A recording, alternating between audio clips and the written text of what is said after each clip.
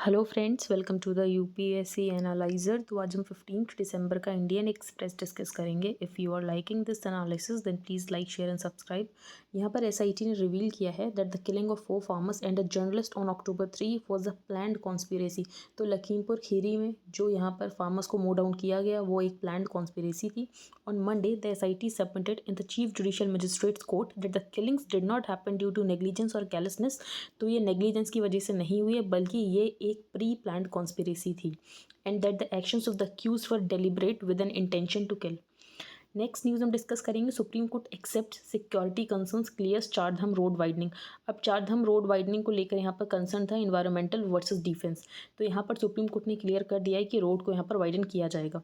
तो agreeing with security needs highlighted by the Ministry of Defence, the Supreme Court Tuesday allowed widening of the 3 hill stretches in Uttarakhand, Rishikesh to Mana, Rishikesh to Gangotri and Tanakpur to Pithoragarh. तो यहाँ पर roads को widen करने को बोल दिया गया है by the Supreme court. Supreme court ने ये बोला है।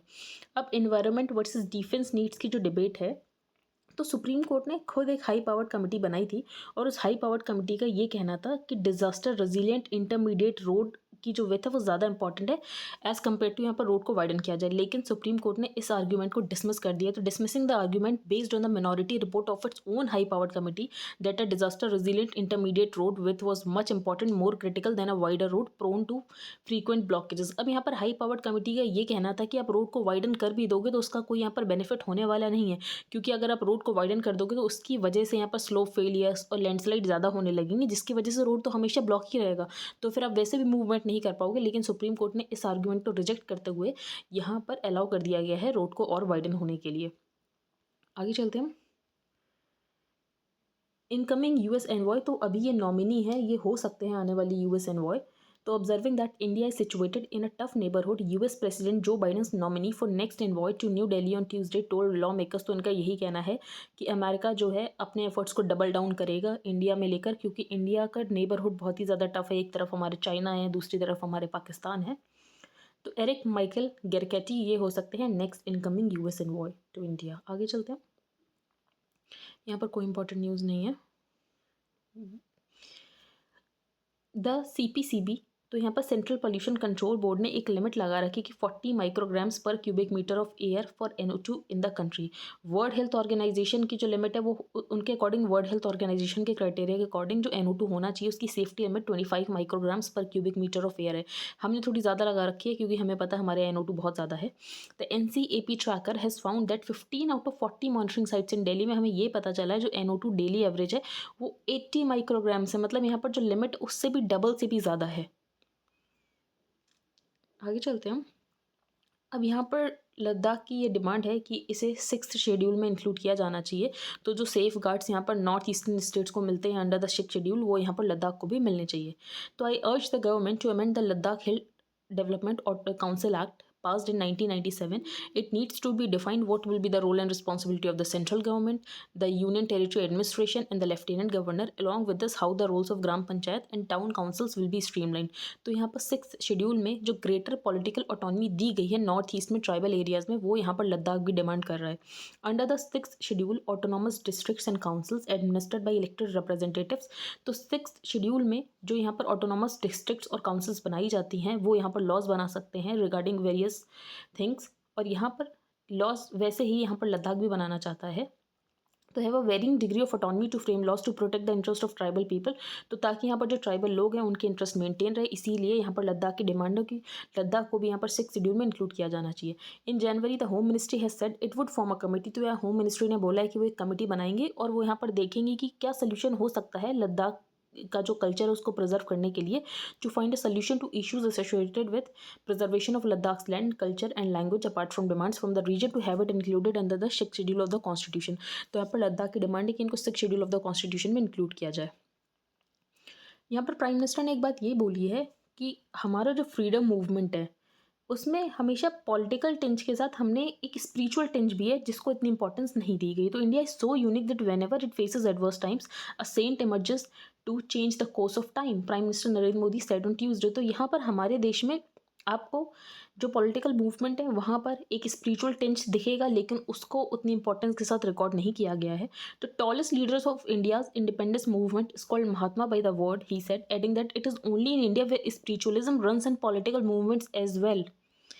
This spiritual content in our freedom struggle was not recorded in history as it should have been. तो इसको रिकॉर्ड किया जाना चाहिए था, लेकिन नहीं रिकॉर्ड किया गया है. तो अब कोशिश करेंगे कि आज़ादी के अमृत महोत्सव के तहत हम इन सारी बातों को भी रिकॉर्ड करें. यहाँ पर कोई इंपॉर्टेंट न्यूज़ नहीं है. द रेफ्यूजीज ऑफ 1971, ये आर्टिकल हम डिस्कस करेंगे. तो जब यहाँ पर सिविल वॉर हुआ ईस्ट पाकिस्तान में, फिर यहाँ पर इंडिया भी वॉर में आ गया, उसके बाद बांग्लादेश लिबरेट हो गया, तो इसके हम यहाँ पर जियो पॉलिटिकल लैंडस्केप पे इसके क्या कॉन्सिक्वेंस हुए वो तो हम पढ़ते हैं, लेकिन रेफ्यूजीज जो आए उसकी वजह से क्या कॉन्सिक्वेंस हुआ उसके बारे में बात करेंगे. तो the consequences of the presence of those refugees on our domestic political order do not receive much attention. अब सब स्टैंडर्ड स्टोरी तो यही है कि जो रेफ्यूजीज आए थे, फिर यहाँ पर बांग्लादेश लिबरेट हो गया, तो ये जो रेफ्यूजीज हैं वापस चले गए. लेकिन इसको पूरी तरीके से, ये जो स्टोरी है इसको पूरी तरीके से यहाँ पर डाउट किया जा सकता है कि नियर कंप्लीट रीपैट्रिएशन कभी हुआ ही नहीं. असम मूवमेंट जब हुआ, the fact that the Assam movement, तो असम मूवमेंट उसी डेकेड में हुआ जिस डेकेड में यहाँ पर बांग्लादेश लिबरेशन वॉर हुआ था. The fact that the Assam movement broke out in the same decade as the Bangladesh liberation war is not an accident. Those 6 years of political turmoil saw the collapse of 4 elected ministries. तो यहाँ पर जो 1979 से 1985 का period है, उस समय insurgency देखने को मिली, काफ़ी बार प्रेसिडेंट रूल भी लगा, उसी टाइम में नेले मैसाकर भी हुए. तो the troubles that began with the refugee influx, तो असम मूवमेंट तभी हुआ है, हम लिंक कर सकते हैं असम मूवमेंट को कि यहाँ पर रेफ्यूजीज आए थे. तो the troubles that began with the refugee influx eventually led to the coming of the hard state to Assam. तो यहाँ पर रेफ्यूजी के आने की वजह से ही यहाँ पर जो असम मूवमेंट है वो ट्रिगर हुआ था. फिर उसके बाद यहाँ पर असम को आफ्सपा के अंदर ला दिया गया. फिर AFSPA regime has remained in force in Assam partly because the legacies of the Assam movement remain live. There would have been no Assam movement had there been no Bangladesh liberation. तो हो सकता है अगर बांग्लादेश लिबरेशन कभी हुआ ही नहीं होता तो असम मूवमेंट भी कभी नहीं हुआ होता. The share size of the refugee population, अब बहुत ज़्यादा रेफ्यूजी पॉपुलेशन आने लगी थी, तो वहाँ पर जो असम के नेटिव लोग थे, जो ऑटोक्थोनस पीपल थे, उनको डर लगने लगा कि कहीं वो माइनॉरिटी में कन्वर्ट ना हो जाए. और इसके अलावा यहाँ पर कामल सादिक ने एक टर्म बोला है, सोशोलॉजिस्ट हैं, सफरेज नॉन सिटीजन्स. तो ये रेफ्यूजीज तो थे, लेकिन according to the author India में जो डॉक्यूमेंट्स हैं वोट देने के लिए, तो इतने रूडिमेंट्री डॉक्यूमेंट्स बहुत आसानी से मिल सकते थे. तो since the exercise of franchise in India relies on rudimentary documents that can easily be obtained through informal means, तो जो वोटर आईडी कार्ड है इसको इनफॉर्मल मीन्स के तहत आप ले सकते हो. इसीलिए असम के जो ऑटोक्थोनस लोग थे उनको ये लगने लगा कहीं ऐसा ना हो ये जो रेफ्यूजीज आए हैं इनको यहाँ पर वोटर आई कार्ड भी मिल जाए और ये यहाँ की पॉलिटिक्स को डोमिनेट करने लग जाए और यहाँ पर जो नेटिव के राइट्स हैं वो अंडरमाइन हो जाए. तो the perception that the number of voters had Ryzen abnormally in the aftermath of the refugee influx became the trigger for the Assam movement. तो वहाँ की नेटिव पॉपुलेशन को यही लगा ये जो रेफ्यूजीज़ हैं अब इनको यहाँ पर राइट्स भी मिल रहे हैं, ये लोग वोट भी दे रहे हैं, इन्होंने रूडिमेंट्री फॉर्म के चलते यहाँ पर इन्होंने वोटर आईडी कार्ड भी बनवा लिए हैं. तो ऐसे में ये असम मूवमेंट का एक ट्रिगर पॉइंट बना. तो this made the Assam accord. उसके बाद फिर असम मूवमेंट एंड हुआ, असम अकॉर्ड साइन हुआ, लेकिन असम अकॉर्ड को यहाँ पर इम्प्लीमेंट करने के लिए किसी भी गवर्नमेंट ने उतने स्टेप्स नहीं लिए हैं. अगर हम डेटा देखें तो जो 9.7 मिलियन रिफ्यूजीज़ इंडिया में आए थे 1971 में, उसमें 70% हिंदूज़ थे. वेस्ट पाकिस्तानी ने जानबूझकर, जो वेस्ट पाकिस्तानी के जर्नल्स थे उन्होंने जानबूझकर यहाँ पर जो हिंदूज़ हैं उनको रिफ्यूजी की तरह यूज़ करना शुरू किया, क्योंकि उनको ये पता था कि अगर ये जो हिंदूज़ हैं ये जाने लगेंगे इंडिया में तो अपने आप ही यहाँ पर जो नेशनलिस्ट मूवमेंट है ईस्ट बंगाल में वो वीकन हो जाएगा. तो the West Pakistani generals had calculated that by forcing millions of East Pakistani Hindus to flee to India they would weaken Bengali nationalism as a political force. लेकिन ऐसा हुआ नहीं. पार्टली वो सक्सेसफुल हुए क्योंकि हमारे यहाँ बहुत सारे रेफ्यूजीज़ आ चुके थे. इंदिरा गांधी ने सोचा कि अब जो रेफ्यूजीज़ हैं उनका आना रोका जाए और जो रेफ्यूजीज़ आए हैं उनको यहाँ पर वापस भेजा जाए. तो she was determined to send the refugees back, indeed stopping the refugee influx and ensuring the safe return of the millions already in India. तो जो आ चुके थे यहाँ पर इंटरवेंशन के तहत उनको वापस भेजा जाता और बाकी आगे वालों को नहीं आने दिया जाता. अब जो CAA है, सिटीजनशिप अमेंडमेंट एक्ट, वो ये बात करता है कि यहाँ पर जो भी हिंदू लोग हैं एक्सेप्ट फ्रॉम मुस्लिम, जो भी लोग हैं अफगानिस्तान, पाकिस्तान, बांग्लादेश में, उनको यहाँ पर इंडिया में आने दिया जाएगा अगर वो परसिक्यूटेड रिलीजियस मिनॉरिटी हैं. तो CAA effectively accommodates the Hindu refugees of 1971, that is the majority of the refugees, but it excludes refugees that are Muslim. rather remarkably top BJP leaders continue to claim that they are working to implement the Assam Accord। तो यहाँ पर जो refugees हैं वो तो अब वापस से आ जाएंगे, क्योंकि 1971 वाले रेफ्यूजीज़ तो इसमें इंक्लूड हो ही रहे हैं। तो CAA जो है, इससे पहले जो हिंदू रेफ्यूजीज़ यहाँ पर आ चुके हैं उनको बेसिकली सिटीजनशिप देने की बात कर रहे हैं। तो CAA effectively accommodates the Hindu refugees of 1971, that is the majority of the refugees. तो ये कंसर्न है, आगे हम चलते हैं, ये हम डिस्कस नहीं करेंगे। इस बार person of the year according to the Time magazine है एलॉन मस्क। अब यहाँ पर इंडिया और जर्मनी का कोलैबोरेशन किन किन एरियाज़ में हो सकता है वो हम डिस्कस कर लेते हैं। तो यहाँ पर जर्मनी में नए चांसलर आ चुके हैं, ओलेफ शोल्ज। जर्मनी में इससे पहले एंजेला मर्कल का टाइम पीरियड खत्म हो गया। अब इस बार जो बना है वो कोalition बना है, यहाँ पर 3 पार्टीज़ का कोalition बना है। तो वो 3 पार्टीज़ हैं, Social Democratic Party, Free Democratic Party and Greens. तो यहाँ पर जो ग्रीन्स पार्टी वो ज़्यादातर क्लाइमेट चेंज को लेकर काम करती है। तो इन तीनों पार्टीज़ का यहाँ पर कोalition बना है। The coalition document has emphasized the need to strengthen the strategic partnership between India and Germany. Germany views India as an important partner for resolving global issues। तो जर्मनी को लगता है कि इंडिया के साथ कोलैबोरेशन किया जा सकता है on various issues such as climate change, food security, energy, international peace. इसके अलावा जर्मनी को ये भी पता है जो इंडिया है वो यहाँ पर इंडो पैसिफिक पॉलिसी को लेकर बहुत ज़्यादा इंपॉर्टेंट है। चाइना को काउंटर करने के लिए जर्मनी को पता है कि कोई भी कनेक्टिविटी प्रोजेक्ट्स बनाएंगे तो उसके लिए भी इंडिया बहुत ज़्यादा इंपॉर्टेंट है। तो ऐसे में चलते हो सकता है जो यूरोपियन यूनियन के साथ हमारा BTIA एग्रीमेंट है वो साइन हो जाए। जो ग्रीन्स पार्टी है उनका मेन एजेंडा है वो क्लाइमेट एजेंडा को लेकर है। तो इंडिया भी क्लाइमेट चेंज पर बहुत अच्छे से काम कर रहा है। तो इस फील्ड में भी दोनों कंट्रीज़ जो हैं वो कोलैबोरेट कर सकते हैं। However if the German foreign ministry, लेकिन अगर जर्मन फॉरेन मिनिस्ट्री जो है वो इंडिया को पुश करने लगे, नहीं आपको क्लाइमेट चेंज पे जल्दी जल्दी काम करना है, तो वो नहीं होना चाहिए। हमें हमारे पेस के अकॉर्डिंग काम करने देना चाहिए। Germany can contribute to green railway infrastructure. बाकी जो जर्मनी है वो ग्रीन रेलवे इंफ्रास्ट्रक्चर में भी कंट्रीब्यूट कर सकता है। इसके अलावा एजुकेशन के एरिया में कंट्रीब्यूट कर सकता है। जो जर्मनी की कंपनीज़ है वो हमारी जो PLI स्कीम है उसका फ़ायदा उठाकर इंडिया में मैन्युफैक्चरिंग हब्स बना सकती हैं। तो ऐसे में जर्मनी को इंडिया के साथ कोलैबोरेट करने की ज़रूरत है। Seeding the next revolution over the past few years. तो पिछले कुछ सालों में हमने देखा है कि टेक्नोलॉजी का इम्पैक्ट इंडियन एग्रीकल्चर पे बहुत ज़्यादा हो रहा है। इसके अलावा बहुत सारे इन्वेस्टर्स हैं जो कि इन्वेस्ट भी कर रहे हैं एग्रीटेक में। लेकिन जो इन्वेस्टर्स इन्वेस्ट कर रहे हैं एग्रीटेक में वो कौन सी फील्ड में कर रहे हैं? तो वो यहाँ पर E-कॉमर्स में कर रहे हैं, फुल स्टैक फार्मर्स प्लेटफॉर्म में कर रहे हैं, इनोवेशन में नहीं कर रहे हैं। तो ये एक ड्रॉबैक है कि एग्रीटेक में यहाँ पर इन्वेस्टमेंट तो हो रहा है लेकिन वो इनोवेशन में नहीं हो रहा है। तो innovation in agree food life sciences remain deeply neglected by venture capital investors. अब वो इसीलिए नहीं कर रहे हैं क्योंकि उनको ज़्यादा अपॉर्चुनिटीज़ दिखती E-कॉमर्स में as compared to innovation. Innovation में आपको बेनिफिट मिलता है, आपको रिटर्न ऑन इन्वेस्टमेंट मिलता है लेकिन कुछ टाइम बाद मिलता है। लेकिन E-कॉमर्स में आपको इन्वेस्टमेंट मिलना बहुत जल्दी शुरू हो जाता है। वी थिंक अबाउट, अब एग्री फूड लाइफ साइंसेज को यहाँ पर ऑथर ने डिफाइन किया कि इसको 4 ब्रॉड कैटेगरीज में यहाँ पर डिवाइड किया जा सकता है। Agricultural biotechnology, novel farming systems, bio energy and bio materials and innovative foods. तो यहाँ पर एग्रीकल्चर बायोटेक्नोलॉजी से समझ आ रहा है क्या होगा इसमें, तो on farm inputs for crop and animal agriculture. Novel farming system में क्या होगा, नए तरीके की फार्मिंग सिस्टम जैसे कि insect protein, algae production. Bio energy में वेस्ट प्रोसेसिंग कैसे की जाएगी। इनोवेटिव फूड्स में कैसे हम ऑल्टरनेटिव प्रोटीन्स यहाँ पर डिज़ाइन कर सकते हैं, प्लांट बेस्ड प्रोटीन्स यहाँ पर डिज़ाइन कर सकते हैं जैसे कि लैब मीट की बात की गई थी। The lackluster state of entrepreneurial activity in agri-food life sciences is a counterintuitive given how critical innovations in synthetic biology। तो यहाँ पर इनोवेशन में इन्वेस्टमेंट नहीं हो रहा है और आने वाले समय में ईल्ड कम होने वाली एग्रीकल्चर की, क्योंकि क्लाइमेट चेंज का इम्पैक्ट हमें देखने लगेगा एग्रीकल्चर पे। तो within a decade Indian farmers will bear the full force of climate change. Digital technologies alone are insufficient to ensure a bright future in rural India. तो आने वाले समय में हमें क्लाइमेट चेंज का इम्पैक्ट दिखने लगेगा, जो ईल्ड है वो कम होने लगेगी। तो ऐसे में ज़रूरी है कि इनोवेशन में यहाँ पर इन्वेस्टमेंट हो और हमें ऐसे इनोवेटिव मेथड्स लेकर आने चाहिए जो हमारा एग्रीकल्चर हो वो क्लाइमेट रेजिलिएंट हो। इसके अलावा जो केमिकल फर्टिलाइजर्स हैं उनके लिए भी यहाँ पर कुछ मेथड सब्सटीट्यूट्स डेवलप करने की ज़रूरत है। तो finally biological substitutes can be developed for traditional chemical fertilisers and pesticides.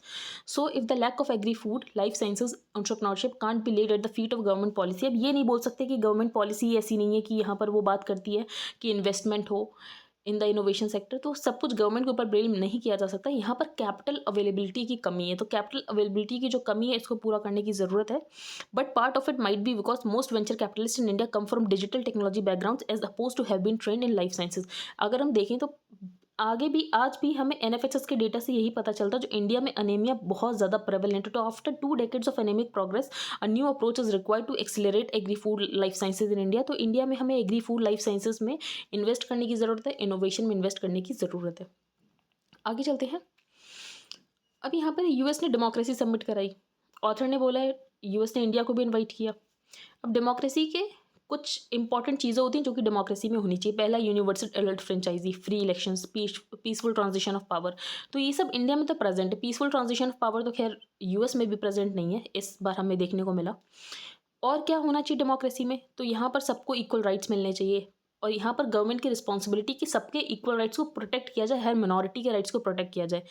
लोगों के पास राइट होना चाहिए, वो पीसफुली गवर्नमेंट के किसी डिसीजन के अगेंस्ट डिसेंट कर सकते हैं, गवर्नमेंट के अगेंस्ट जो भी एक्शंस उनको रेजिस्ट कर सकते हैं। कमिटमेंट टू प्लूरलिज्म होना चाहिए, social harmony, rule of law. लेकिन according to the author India में ये सब अंडरमाइन हो रहा है। तो laws have been passed that criminalise consensual relationships between Muslim men and Hindu women. तो यहाँ पर लव जिहाद के नाम पर ये जो लॉज पास किए गए हैं बाय द वेरियस स्टेट्स, इसकी बात की गई है। The livelihoods of Muslims are constantly under the siege, this begin with attacks on the beef trade. तो बीफ ट्रेड के ऊपर यहाँ पर अटैक किया जा रहा है और बीफ ट्रेड के चलते उनको नेशनल सिक्योरिटीज़ के लॉज के अंदर डाला जा रहा है। तो नेशनल सिक्योरिटी का मैटर तो होता ही नहीं है बीफ ट्रेड। तो laws that enable preventive detention of people who threaten national security have been deployed against those in the beef trade. इसके अलावा अब हम और देख लेते हैं, डिसीजन मेकिंग जो है वो बहुत ही ज़्यादा सेंट्रलाइज्ड है। यहाँ पर कोई भी नेगोशिएशन नहीं होता है, किसी भी स्टेक होल्डर से बातचीत नहीं होती। तो decision making is worryingly centralise around the office of the prime minister. यहाँ पर रात को आकर बोल दिया जाता है कि डिमोनेटाइजेशन हो गया, 4 घंटे के यहाँ पर नोटिस में नेशनल लॉकडाउन लगा दिया जाता है। तो यहाँ पर डिसीजन मेकिंग करने से पहले स्टेक होल्डर से बातचीत करनी चाहिए, जो कि नहीं हो रही है। कोई भी प्रोटेस्ट करने की कोशिश करता है तो उसको डिमोनाइज कर दिया जाता है कि ये माओइस्ट हैं, जिहादी हैं, खालिस्तानी कॉन्स्पिरेसी चल रही है। तो ये जो आर्टिकल था बहुत ही नेगेटिव टोन में था। आप इन पॉइंट्स के साथ यहाँ पर आपको सही भी लग सकते हैं, गलत भी लग सकते हैं, तो आप एक्सेप्ट भी कर सकते हैं, डिस्कार्ड भी कर सकते हैं according to your ideology. Next हम चलते हैं सेलिब्रेटिंग द यूनिफायर। तो यहाँ पर सरदार पटेल के बारे में आर्टिकल है। तो Patel began his public life as a municipal councillor in Ahmedabad. उसके बाद वो यहाँ पर होम मिनिस्टर बने और deputy prime minister of India भी बने। बारडोली सत्याग्रह में उनको वहाँ की विमेन ने यहाँ पर टाइटल दिया था सरदार का। तो non violent Bardoli Satyagraha turn out to be a matchless victory for peasants against the mighty British Empire. His role in it led women to bestow him with the title of Sardar. यहाँ पर जो सरदार पटेल थे उन्होंने नेहरू की पॉलिसीज़ को क्रिटिसाइज किया था regarding handling of Tibet, China and Kashmir. In addition to taking on the mammoth task of unification, iron man of India. तो यहाँ पर सरदार पटेल को आयरन मैन ऑफ इंडिया के नाम से भी जाना जाता है और इन्होंने ही ऑल इंडिया सर्विसेज को स्ट्रेंथन करने में इनका बहुत ज़्यादा इंपॉर्टेंट रोल रहा है।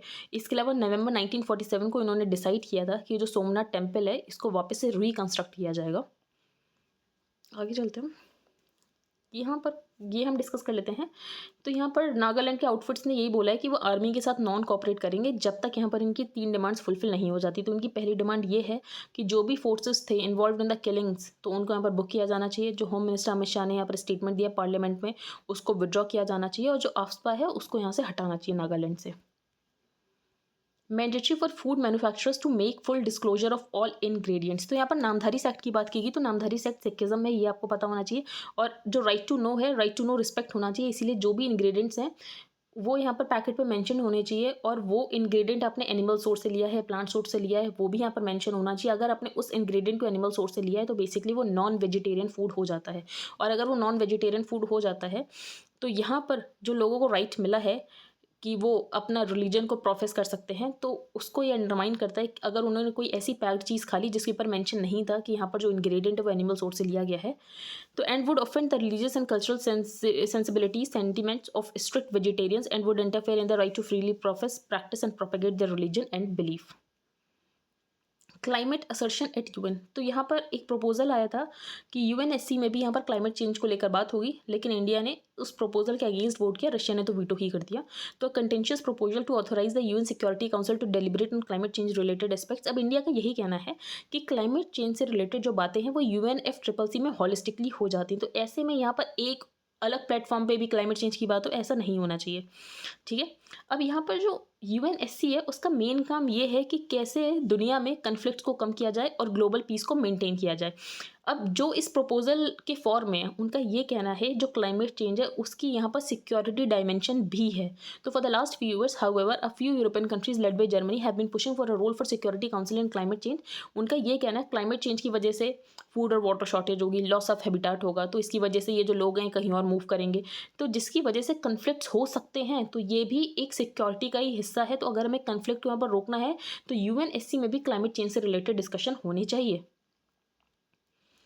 अब यहाँ पर UN की विजिटिंग मिशंस में नाइजीरिया के प्रेसिडेंट ने एक ये बात बताई कि जैसे लेक चैड है वो श्रिंक हो रही है। अब लेक चैड के श्रिंक होने की वजह से, और लेक चैड श्रिंक क्यों हो रही है, क्योंकि क्लाइमेट चेंज की वजह से लेक चैड यहाँ पर श्रिंक हो रही है, जिसकी वजह से जो बोको हरम है वो और ज़्यादा राइज कर रहा है। और 90% of its surface area since the 1960s which had destroyed livelihood of local community which became fertile ground to Boko Haram to grow। तो यहाँ पर हम देख रहे हैं कि क्लाइमेट चेंज की इम्पैक्ट की वजह से एक जो ग्रुप है वो अपनी प्रेजेंस ज़्यादा से ज़्यादा बना रहा है। तो इससे हमें ये पता चल रहा है कि सिक्योरिटी इम्प्लीकेशंस तो हैं। अब इस सिक्योरिटी इम्प्लीकेशन के चलते जो इनडायरेक्ट सिक्योरिटी इम्प्लीकेशंस है, क्या हमें इस मैटर को यूएनएससी में बात करनी चाहिए इसकी या नहीं करनी चाहिए। यहाँ पर लॉक फोर्शल की बात की गई, तो एक वल्नरेबिलिटी है। तो इस वल्नरेबिलिटी के चलते ये जो हैकर है पूरा कंट्रोल ले सकता है सिस्टम का। तो simply put it could allow a hacker to take control. तो यहाँ पर आपको पता होना चाहिए लॉग फोर शेल क्या है। तो what is log four shell, तो ये पता होना चाहिए। एनडीपीएस एक्ट हम ये डिस्कस कर चुके हैं पहले भी कि एनडीपीएस एक्ट में एक ड्राफ्टिंग एरर हो गया था, जिसको अब यहाँ पर अमेंडमेंट करके ठीक किया जा रहा है। तो 2021 bill amends the Narcotic Drugs and Psychotropic Substances Act 1985 and seeks to rectify a drafting anomaly created by 2015 amendment. तो यहाँ पर 2014 अमेंडमेंट में एक सेक्शन को थोड़ा बदला गया था ताकि ईजियर एक्सेस मिल सके मेडिकल यूज़ के लिए, पर उसके चलते यहाँ पर एक ड्राफ्टिंग एरर हो गया था। अब उस ड्राफ्टिंग एरर को ठीक किया जा रहा और उस ड्राफ्टिंग एरर को 2014 से इंप्लीमेंट किया जा रहा, मतलब यहाँ पर रेट्रोस्पेक्टिवली इंप्लीमेंट करने की बात की जा रही है। लेकिन जो आर्टिकल 21 है कॉन्स्टिट्यूशन का वो ये बोलता है कि किसी भी पर्सन को यहाँ पर कन्विक्ट नहीं कर सकते उस ऑफेंस के लिए जो कि उस समय ऑफेंस नहीं था जब उसने उसको कभी कमिट किया था। तो this protection means that a person can't be prosecuted for an offence that was not a crime under the law when it was committed. तो जब उसने किया था वो काम तब वो क्राइम नहीं था, लेकिन यहाँ पर ड्राफ्टिंग एरर के चलते इसको रेट्रोस्पेक्टिवली इंप्लीमेंट किया जा रहा है। तो पता नहीं आर्टिकल 21 को वॉलेट करता है नहीं करता। गवर्नमेंट का तो कहना है कि आर्टिकल 21 को वॉलेट नहीं करता है। अब हम वर्ल्ड पेज डिस्कस करेंगे। यूनाइटेड स्टेट्स जो है वो अपनी मिलिट्री और इकोनॉमिक रिलेशनशिप जो भी है एशिया में आसपास के कंट्रीज उनके साथ यहाँ पर स्ट्रेंथन करने की कोशिश करेगा, क्योंकि जो चाइना है वो अपनी असर्टिवनेस यहाँ पर बढ़ा रहा है। तो China ओवरशैडोज US trade in nearly country in Indo Pacific. अगर इंडो पैसिफिक कंट्रीज में देखें तो ज़्यादातर ट्रेड यहाँ पर जो कंट्रीज हैं वो चाइना के साथ ही करते हैं। In South East Asia alone two way trade with China reached 685 billion in 2020, more than double that of the region trade with the US. तो यूएस के साथ इंडो पैसिफिक के आसपास की ट्रेड देखो और चाइना के पास देखो तो चाइना के लगभग डबल हैं। तो ऐसे में यूएस जो है अपनी एलाइज को और ज़्यादा यहाँ पर स्ट्रेंथन करने की कोशिश कर रहा है, अपनी पार्टनरशिप्स और एलाइज बढ़ाने की कोशिश कर रहा है, क्योंकि अगर यहाँ पर यूएस को काउंटर करना है टू चाइना। ये हम डिस्कस करेंगे sympathetic voices how Beijing influences the influencers. तो यहाँ पर कुछ इन्फ्लुएंसर्स को जो बीजिंग है वहाँ की जो गवर्नमेंट है वो इनको पैसे देती है कि आप यहाँ पर चाइना के बारे में अच्छी अच्छी बातें दिखाओ कि चाइना में कितना अच्छा रूल है। तो Barretts are part of a crop of new social media personalities who paint cheery portraits of life as foreigners in India. लेकिन जो कैमरा है, कैमरे की दूसरी साइड यहाँ पर गवर्नमेंट का पूरा अपरेटस होता है, सारे ऑर्गेनाइजर्स होते हैं। इसमें से ये कुछ लोग हैं ये जिनजियांग रीजन में जाते हैं और दिखाते नहीं यहाँ तो कोई भी फोर्स लेबर नहीं है, कोई भी डिटेंशन कैंप नहीं है, सब लोग बहुत खुशी से रह रहे हैं, पूरी तरीके से सबको पूरी आज़ादी है। तो यहाँ पर जो चाइना है वो ट्विटर यूट्यूब जैसे प्लेटफॉर्म का यूज़ करता है अपने बारे में अच्छी इमेज बनाने के लिए। तो जो चाइना के अगेंस्ट यहाँ पर बातें हैं उसको काउंटर करने के लिए चाइना अपनी अच्छी इमेज बिल्ड करने के लिए ये सारी चीज़ें करता है। चाइना में खुद तो यूट्यूब और ट्विटर बैन है, क्योंकि चाइना को लगता है ये वाले जो ऐप्स हैं इससे प्रोपेगेंडा फैलता है, लेकिन खुद वो प्रोपेगेंडा फैलाने के लिए इन ऐप्स को यूज़ करता है। तो YouTube's and Google's algorithms favour videos that are shared widely on the social media. उसके बाद इन सारी वीडियोज़ को उनके ऑफिशियल शेयर करते हैं। ये लोग कोशिश करते हैं कि हर जगह इनकी वीडियोज़ ये पहुँच जाएँ जिसमें ये लोग चाइना की तारीफ करवा रहे होते हैं लोगों को पैसे देके। आगे चलते हैं। आरबीआई ने एक डिसीजन ये लिया कि एनबीएफसीज को भी अब पीसीए फ्रेमवर्क के अंदर लाया जाएगा। तो RBI brings NBFCs under prompt corrective action framework. तो अगले साल अक्टूबर से यहाँ पर एनबीएफसीज को भी पीसीए के अंदर लाया जाएगा। तो Reserve Bank of India has decided to bring non banking finance companies under the ambit of the PCA. तो यहाँ पर पीसीए में कुछ कंडीशंस होती हैं जैसे कि non performing assets, capital adequacy ratio. तो under the frameworks, NBFCs will face restrictions when certain parameters like NPA, capital adequacy ratio and tier 1 capital जो है वो stipulated level से कम हो जाए। तो यहाँ पर कुछ restrictions लगा दी जाती है, जैसे कि आप डिविडेंड नहीं दे सकते हो, आप बैंक की ब्रांच को और ज़्यादा नहीं खोल सकते हो। तो यहाँ पर कुछ लिमिट सेट की गई है। अब ये कौन कौन से एनबीएफसीज के ऊपर नहीं एप्लीकेबल होगा, तो यहाँ पर सारे डिपॉजिट टेकिंग एनबीएफसीज पे तो एप्लीकेबल होगा, excluding government NBFCs, primary dealers and housing finance corporations and other non deposit taking NBFCs. तो नॉन डिपॉजिट टेकिंग एनबीएफसीज में नहीं होगा, गवर्नमेंट एनबीएफसीज में नहीं होगा, प्राइमरी डीलर्स में नहीं होगा, हाउसिंग फाइनेंस कंपनीज में नहीं होगा, लेकिन यहाँ पर डिपॉजिट टेकिंग एनबीएफसीज के लिए होगा। तो पिछले कुछ टाइम में देखें तो यहाँ पर काफ़ी एनबीएफसीज जो है वो कोलैप्स हो गई हैं। तो ऐसे में यहाँ पर आरबीआई ने डिसीजन लिया है कि इनको यहाँ पर पीसीए फ्रेमवर्क के अंदर लाया जाएगा। आगे चलते हैं। शुगर सब्सिडीज़, अब डब्ल्यूटीओ का ये डिसीजन आया, जो इंडिया शुगर सब्सिडीज़ देता है वो इनकंसिस्टेंट है। अगर डब्ल्यूटीओ का फ्रेमवर्क देखें तो डब्ल्यूटीओ का यहाँ पर जो एग्रीमेंट ऑन एग्रीकल्चर है, उसको लेकर जो इंडिया की सब्सिडीज़ हैं वो इनकंसिस्टेंट हैं। लेकिन इंडिया ने बोल दिया हम ये सब्सिडीज़ नहीं हटाने वाले, हम ऊपर अपील करेंगे। तो World Trade Organization panel has asked India to withdraw its subsidies under the production assistance, buffer stock and the marketing and transportation schemes. तो यहाँ पर ब्राज़ील, ऑस्ट्रेलिया और ग्वाटेमाला के फेवर में यहाँ पर डब्ल्यूटीओ ने रूलिंग दी है कि इंडिया यहाँ पर जो सब्सिडीज़ देता है वो डब्ल्यूटीओ के रूल्स के अकॉर्डिंग इनकंसिस्टेंट है। द सेंटर इज सेट, अब सेंटर नए रूल्स लेकर आने वाला है, जो कि यहाँ पर जो पावर डिस्ट्रीब्यूशन कंपनीज़ हैं, जिनके पास अभी ड्यूज़ हैं, उन्होंने जनरेशन कंपनीज़ को ड्यूज़ नहीं दिए हैं, तो वो किसी और कंपनी से यहाँ पर पावर को नहीं खरीद सकते हैं। तो centre is set to notify rules that would prevent power distribution companies with large outstanding dues to generation companies from sourcing power from other generation companies. तो यहाँ पर पावर डिस्ट्रीब्यूशन कंपनीज जिनके पास ड्यूज़ हैं उनको जनरेशन कंपनीज को देने हैं। अगर वो जनरेशन कंपनीज को ड्यूज़ नहीं देते हैं तो वो किसी और जनरेशन कंपनी से यहाँ पर पावर नहीं खरीद सकते हैं। तो आई होप आपको आज का न्यूज़ समझ आए। फिर like the video then please like share and subscribe. Thank you, have a nice day.